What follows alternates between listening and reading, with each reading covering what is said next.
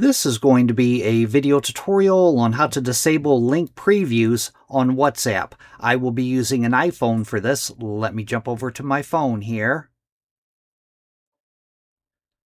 I have my phone opened up now and I am on WhatsApp.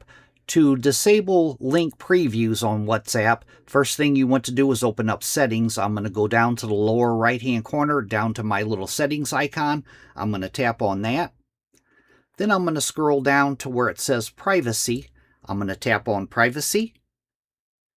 Then I'm going to scroll down toward the bottom.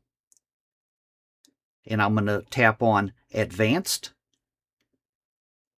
And right down here, Disable Link Previews. It says to help protect your IP address from being inferred by third-party websites, previews for the links you share in chats will no longer be generated. It has a Learn More button here, but to enable that, you would just toggle this on right here.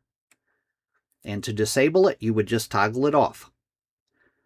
That is how to disable link previews on WhatsApp. Thanks for watching.